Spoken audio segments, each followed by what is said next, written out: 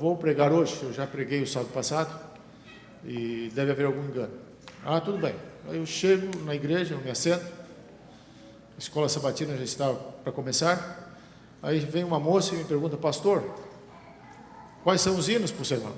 Eu digo: deve ter algum engano aí, porque eu não vou pregar hoje, eu já preguei sábado passado. E ela disse: não, o pastor me disse que é o senhor que vai pregar, está aqui no programa.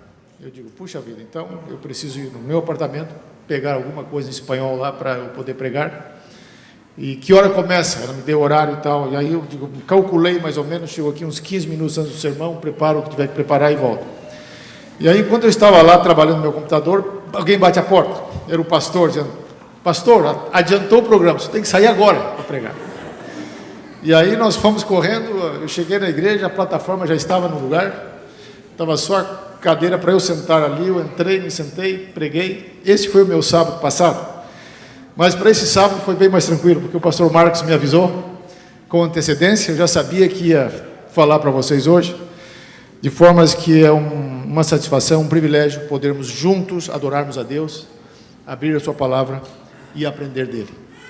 O tema que eu escolhi para esta manhã é talvez o tema mais conhecido, mais simples, mais óbvio, porém às vezes negligenciado, que é o tema da segunda vinda de Jesus. Porque nós estamos tão acostumados com esse tema que às vezes vira um clichê. É parte do nosso nome como adventistas, por isso nós nos chamamos adventistas, porque nós cremos no advento, na segunda volta de Jesus. Os nossos pioneiros adventistas fundaram o movimento nessa esperança de muito em breve ver Jesus voltar. Mas eles não foram os primeiros, porque foi Jesus mesmo quem prometeu voltar. E esta esperança que tem animado a igreja, que tem motivado a igreja ao longo da história. Nós não estamos aqui simplesmente porque é bom estar aqui juntos, e de fato é bom. Nós não viemos à igreja simplesmente porque é uma rotina estar aqui cada sábado e encontrar os irmãos, encontrar os amigos. Mas acima de tudo, o que nos motiva a estar aqui é a esperança de que muito em breve Jesus vai voltar. Porque se não fosse por essa esperança, então a vida não teria significado.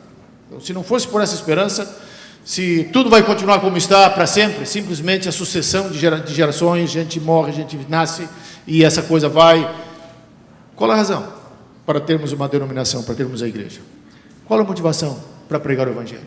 Para melhorar o mundo, e muitas igrejas hoje estão aí para melhorar o mundo. A ideia delas é melhorar o mundo, e não há nada de errado em tentar melhorar o mundo. A gente tem que fazer o melhor que a gente pode para tornar o mundo melhor, até onde a gente possa. Mas, para melhorar o mundo, estão aí os partidos políticos, estão aí os governos, está aí as Nações Unidas e todos os órgãos internacionais que estão envolvidos no conserto, na melhora, na reforma do mundo. E pelo visto, estudando a história, eles não têm sido muito bem sucedidos, porque parece que o mundo não está, de fato, muito melhor ou melhor do que estava aí há 100 anos no passado. Talvez tenha havido progresso tecnológico, tenha havido recursos que nós temos e que não tínhamos no passado, mas do ponto de vista moral, do ponto de vista social, o mundo não está necessariamente melhor. Talvez até esteja indo para pior. Olhando certos desenvolvimentos em certas áreas, a gente se assusta só de pensar em como será o mundo daqui a uns 20, 30, 40 anos, se Jesus não voltar. Mas eu gostaria, nesta manhã, nessas reflexões, olhar a vida a partir da segunda vinda de Jesus. A segunda vinda de Jesus, que é a nossa esperança, deve ser as lentes através das quais nós vemos o mundo. A forma como nós vivemos, a forma como nós nos comportamos, a forma como nós nos relacionamos, deve estar orientada e movida pela esperança. Não só pela esperança, mas pela certeza de que Jesus vai voltar muito em breve. Ele não nos deu indicações claras para que a gente possa marcar datas.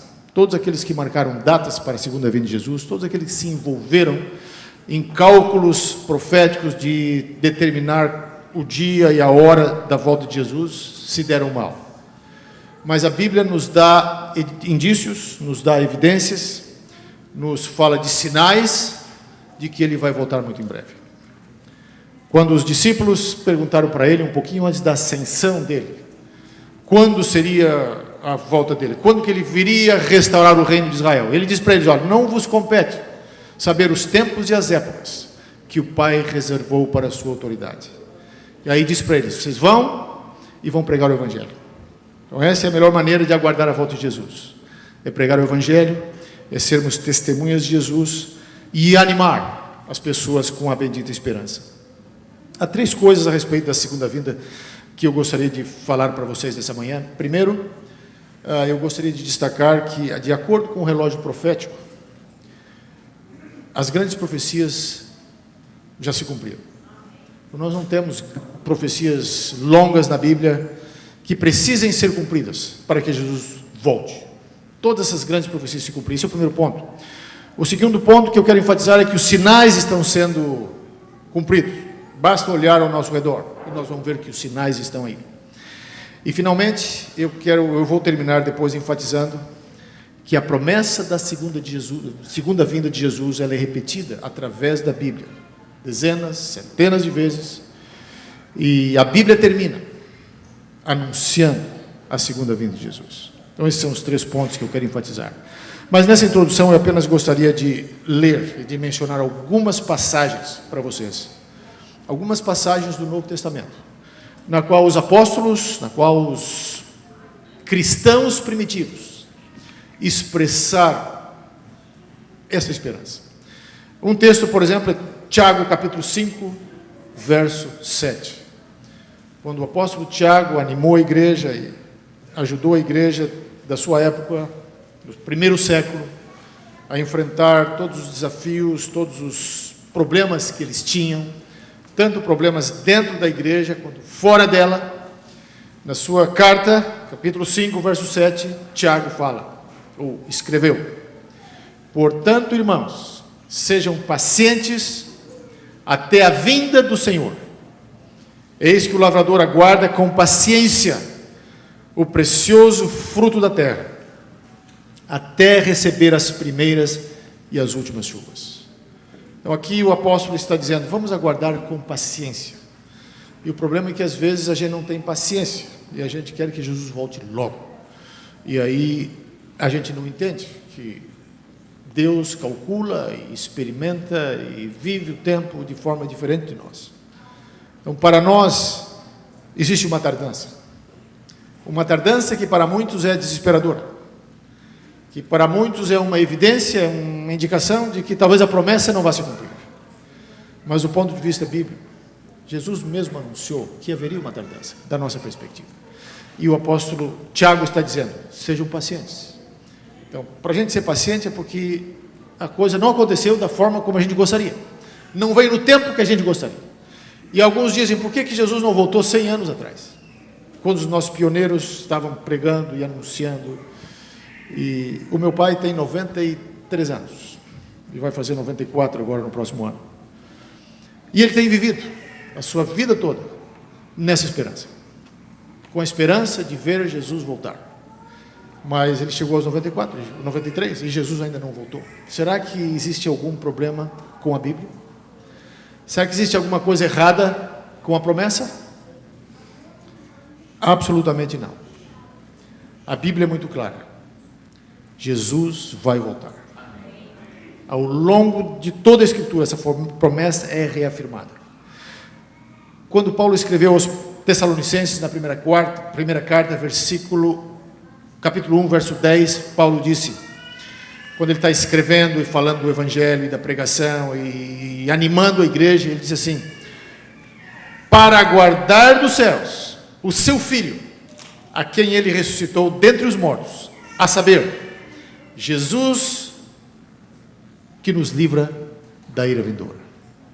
E o mesmo apóstolo, escrevendo aos Filipenses, capítulo 4, versículo 5, Filipenses 4, verso 5, ele diz assim, animando aquela igreja, e dos pontos que Paulo quer mostrar para a igreja nessa carta de Filipenses, é que a igreja deveria imitar a Cristo, que a igreja deveria viver como Jesus viveu. Jesus é o supremo modelo, o supremo exemplo para o cristão. Mas em algum momento, no capítulo 4, verso 5, Paulo diz assim: que a moderação de vocês seja conhecida por todos. Perto está o Senhor. Em outras palavras, a esperança da segunda vinda, a verdade da segunda vinda, deve determinar e governar o estilo de vida da igreja. Sejam pacientes, sejam perseverantes, sejam moderados, porque perto está o Senhor. É impossível entender o Novo Testamento, é impossível entender a mensagem bíblica sem entender, sem aceitar a mensagem da segunda vinda. Esta não é uma mensagem que nasceu na reflexão teórica, teológica dos apóstolos. Esta não é uma mensagem inventada por Paulo, por João, por Tiago. Não, esta é uma mensagem que nasceu do próprio Senhor Jesus Cristo. E entre as últimas palavras que ele disse aos discípulos, no capítulo 14 do Evangelho de João, versículo 3, ele diz assim: e eu, quando for e preparar um lugar, voltarei e os receberei para mim mesmo, para que onde eu estou, vocês estejam também. Jesus veio a este mundo, Jesus se tornou um ser humano, Jesus viveu entre nós, Jesus sofreu, Jesus se permitiu ser crucificado, zombado, humilhado, morto numa cruz, que era o instrumento mais doloroso de sofrimento que havia naquela época. Alguns perguntam por que Jesus foi crucificado, por que ele não foi enforcado, por que ele não foi decapitado? E a resposta é razoavelmente simples. Jesus foi crucificado porque a cruz era um instrumento que poderia infligir a maior dor e a maior humilhação. E ele passou por tudo isso, ressuscitou, voltou para o céu, para preparar um lugar e finalmente voltar a nos buscar. Este é o objetivo final de tudo aquilo que Cristo fez por nós. Este é o objetivo final do plano da salvação.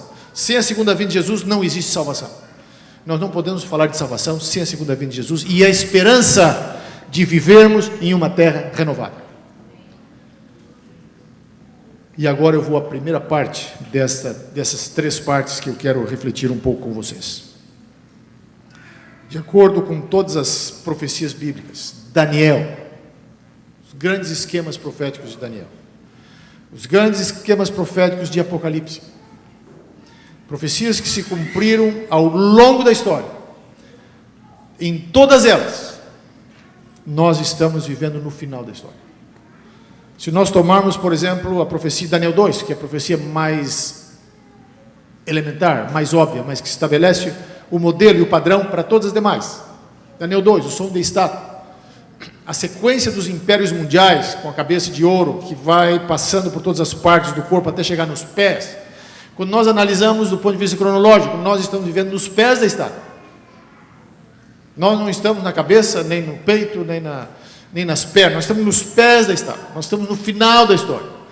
A mesma coisa vale para Daniel 7, os 4 animais, chifre pequeno, toda essa profecia que tem ali, que também descreve a história profética do mundo, numa sequência de forças, de impérios que surgem e que desaparecem.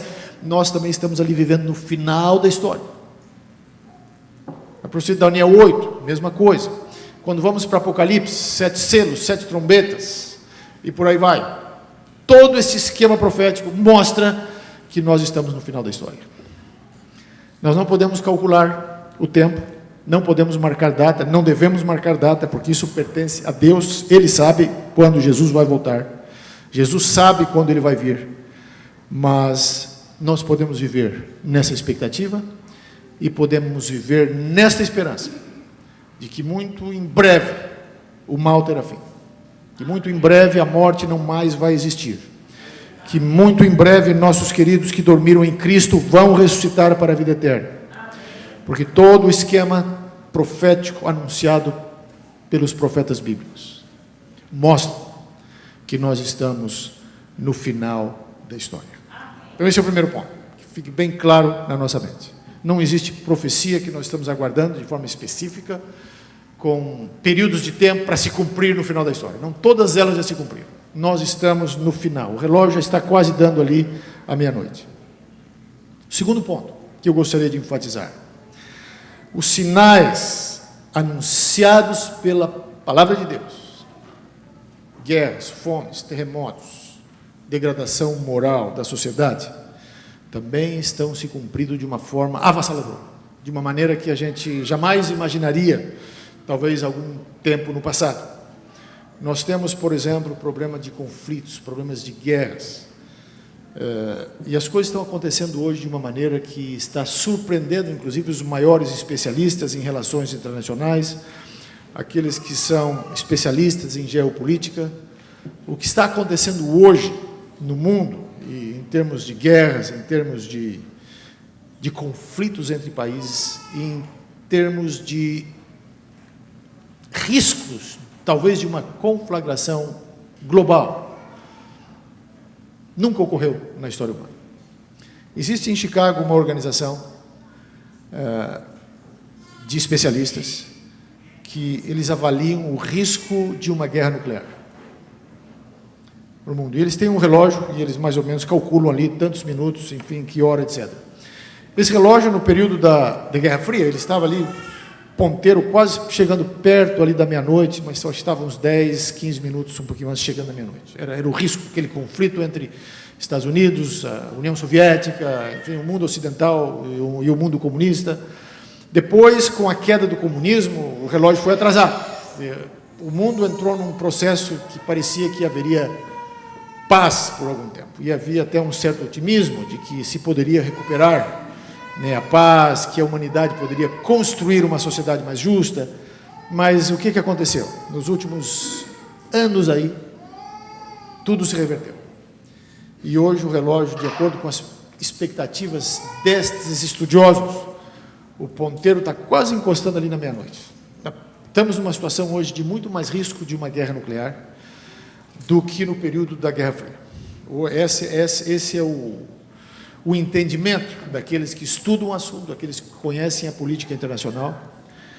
E eu não estou mencionando aqui nomes de países, porque como eu sei que esse sermão vai estar disponível na internet, então eu não estou mencionando aqui países, estou falando sim de forma bem genérica, mas se vocês estão acompanhando as notícias, vocês sabem daquilo que eu estou falando, das diferentes crises e problemas que nós enfrentamos aí, e que, de acordo com as melhores, não as melhores, mas as piores expectativas, nos mostram que nós estamos, de fato, à beira de uma conflagração global, à beira de tragédias que talvez sejam inomináveis, porque ninguém pode imaginar o que seria um ataque nuclear.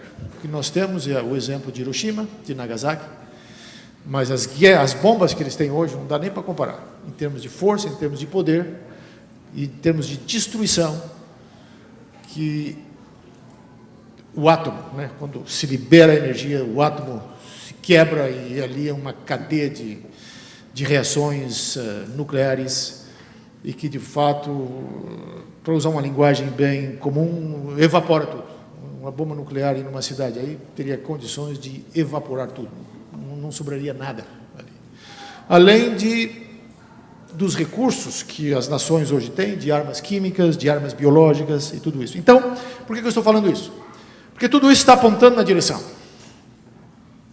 da segunda vinda de Jesus. E quando nós vemos essas coisas acontecendo, a gente não deve se desanimar, a gente não deveria se deprimir, mas a gente deve erguer a cabeça para o céu com esperança de que muito em breve Jesus vai voltar. Apesar de os impérios, apesar de os governantes humanos, apesar de os grandes poderosos da política, aqueles que dominam um país inteiro, né? E hoje tem pessoas que são donos de um país inteiro. Tudo é dele e da família dele. Existe isso. Eu não vou também mencionar nomes aqui, mas existem. Existem ditadores hoje que o país todo é deles. Ninguém pode levantar a cabeça ali porque já era. E que provocam guerras, que provocam conflitos. Mas, do ponto de vista bíblico, quando nós estudamos o livro de Daniel, o livro do Apocalipse e a Bíblia como um todo, nós descobrimos uma coisa que a Bíblia deixa bem clara. Apesar de os governantes humanos acharem que eles estão fazendo o que eles querem, apesar de eles acharem que eles estão fazendo a vontade deles, embora eles pensem que o poder está na mão deles, o poder está nas mãos de Deus. E quem está dirigindo a história é Deus.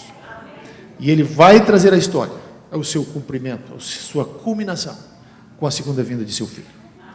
Nós temos sinais no mundo, na parte social, nós temos o problema da fome, que hoje está mais ameaçada a situação do sustento de grande parte da população mundial, até mesmo em função das guerras e dos conflitos que existem, o aumento da violência, a degradação social, porque nós temos de um lado, nos países mais pobres, o problema da guerra, o problema da fome. Em países como o nosso aqui, porque nós vivemos aqui, porque talvez nem todos aqui sejam cidadãos, ou talvez só alguns sejam, mas nesse país que tem tudo, nós estamos testificando diante de nossos olhos um colapso da moralidade, das instituições, uma destruição da família, de uma forma que a gente não imaginava, né? Os nossos avós jamais imaginavam isso. Se algum deles ressuscitasse hoje, não reconheceria a sociedade que nós estamos vendo hoje, diante dos nossos olhos, onde o próprio conceito, a própria noção de família está sendo redefinido, onde as pessoas estão em busca de ideais que se opõem à palavra de Deus, e por mais recursos que tenham, por mais conforto que obtenham, com todos os desenvolvimentos, com toda a tecnologia que está aí, com toda a segurança em alguns pontos que se tem, as pessoas estão buscando redefinir e reconstruir tudo, e destruir tudo. E hoje, por exemplo, para quem tem filhos pequenos, ter estas crianças numa escola pública é um risco extraordinário, um risco enorme, porque o que está se ensinando não dá para acreditar. Crianças pequenas, 7, 8, 9, 10 anos, estão ensinando coisas que, em primeiro lugar, são contra a palavra de Deus. Segundo lugar, violam todas as tradições da sociedade humana através dos séculos. E aí está se ensinando nas escolas. Então está se formando um grande processo de indoutrinação de crianças, de jovens. Isto vem não só através da escola, isto vem através da arte, através da música, através dos filmes, de tudo que a cultura produz. Então, essa degradação, esse colapso moral da sociedade. Esse é um outro sinal do qual Jesus falou. As pessoas abandonariam os princípios. E por isso que a Bíblia diz, quando o Filho do Homem voltar, quando o Filho do Homem regressar, porventura achará fé na terra? Então é isso que nós estamos vendo diante dos nossos próprios olhos. E não devemos nos desanimar, não devemos nos desesperar, porque tudo isso já foi anunciado, já foi pré-anunciado na palavra de Deus. E há 2 capítulos bíblicos que falam disso de forma muito clara. Um é Marcos capítulo 13, o outro é 2 Timóteo 3, verso 1 a 5. E esses capítulos, essas duas passagens, entre muitas outras, anunciam. E de fato são um retrato antecipado da situação e da condição do mundo hoje. Vou ler aqui Marcos 13 rapidamente, só para a gente ter uma ideia daquilo que eu estou falando. E aqui o texto diz assim, Marcos 13, 3 em diante. Jesus estava sentado no Monte das Oliveiras, diante do templo, quando Pedro, Tiago, João e André lhe perguntaram em particular: diga-nos, quando essas coisas vão acontecer? E que sinal haverá, quando todas elas estiverem para se cumprir?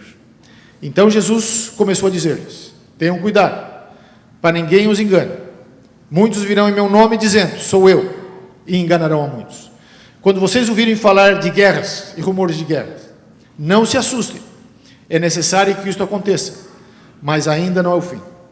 Porque nação se levantará contra nação, e reino contra reino. Haverá terremotos em vários lugares, e também fomes, Essas coisas são o princípio das dores. E é interessante, eu vou parar aqui, Jesus falou de terremotos em vários lugares. Nós nunca tivemos tanto terremoto no mundo como hoje.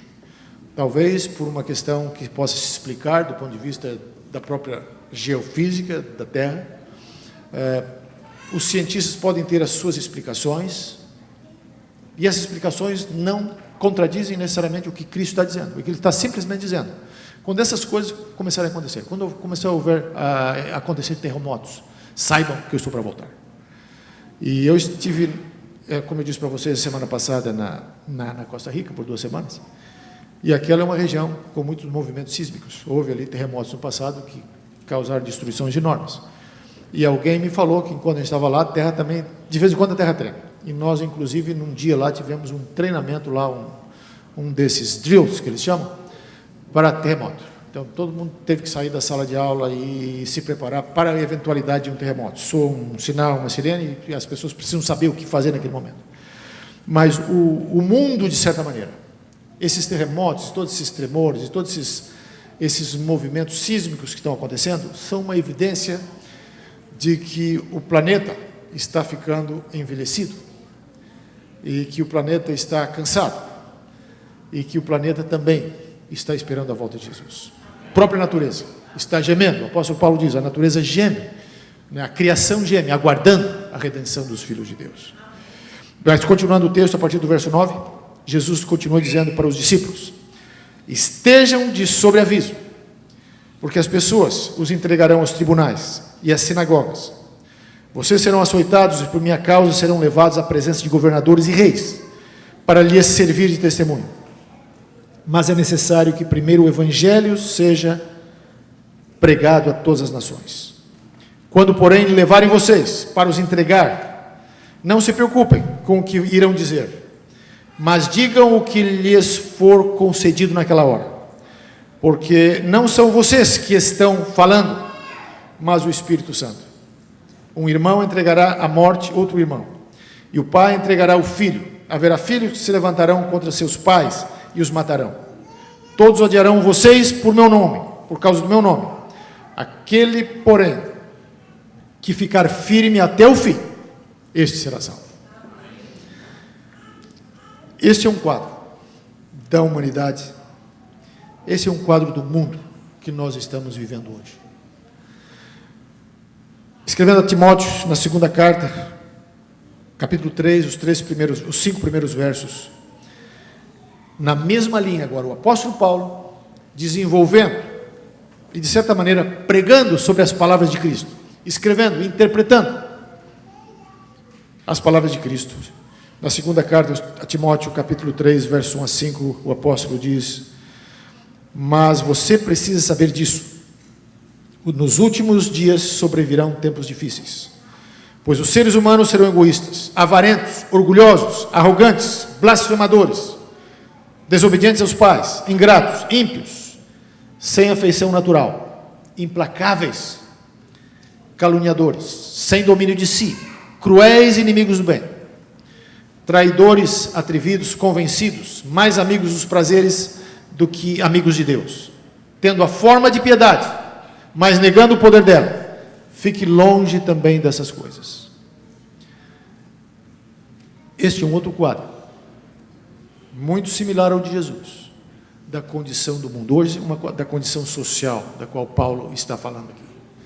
Quando a gente vê o mundo ao redor, e todos os desenvolvimentos que estamos vendo na sociedade, é precisamente isso aqui que está se cumprindo.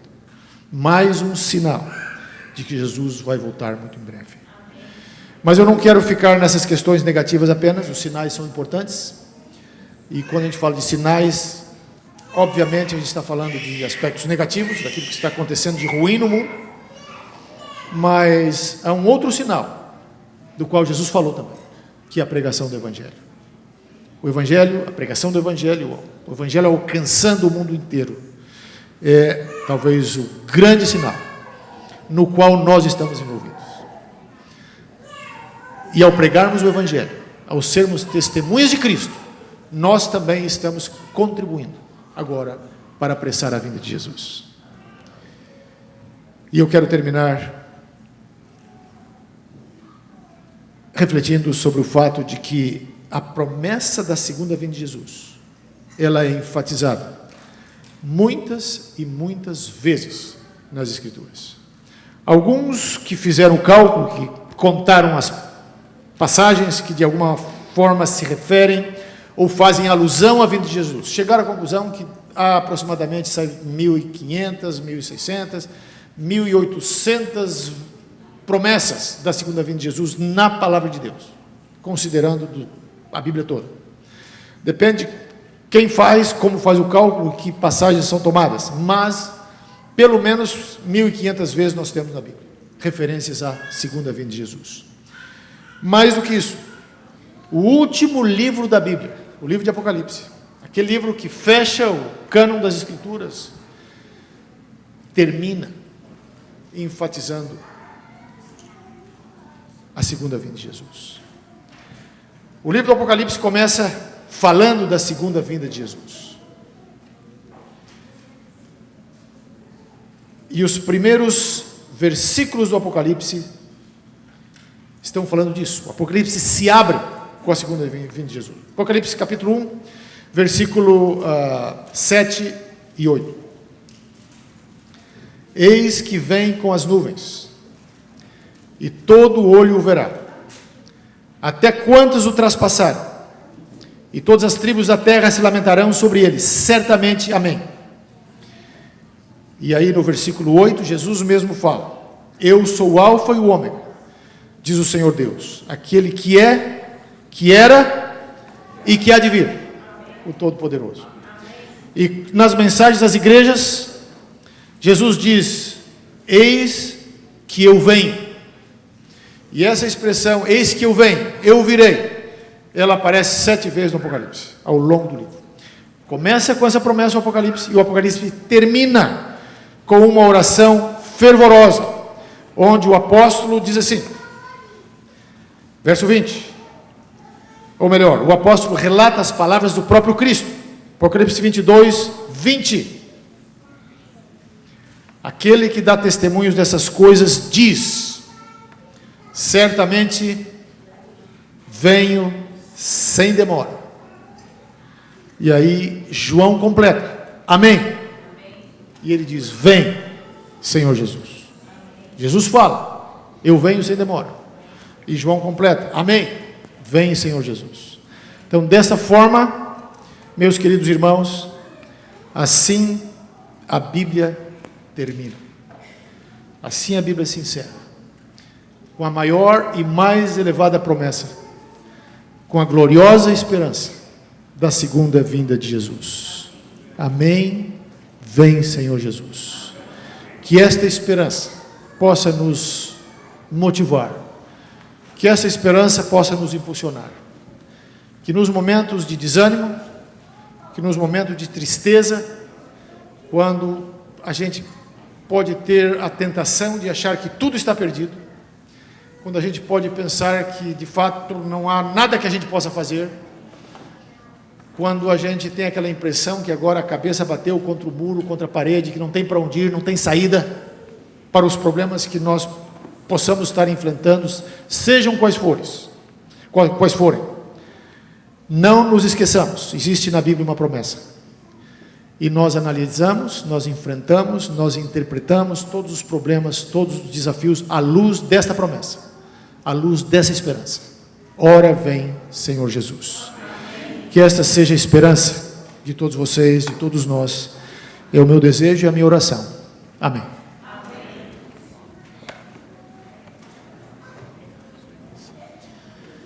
Queridos, eu gostaria de convidá-los a nós nos colocarmos em pé. Quero convidar o Ministério de Louvor uma vez mais, para juntos cantarmos um medley que nós cantamos no momento de louvor, que tem uma ligação direta com a mensagem que nós acabamos de ouvir, que Jesus em breve voltará. Quero convidá-lo a se colocar em pé e nós cantarmos com toda a força da nossa voz, a convicção da nossa mente, o sentimento de esperança do nosso coração, que Jesus em breve voltará.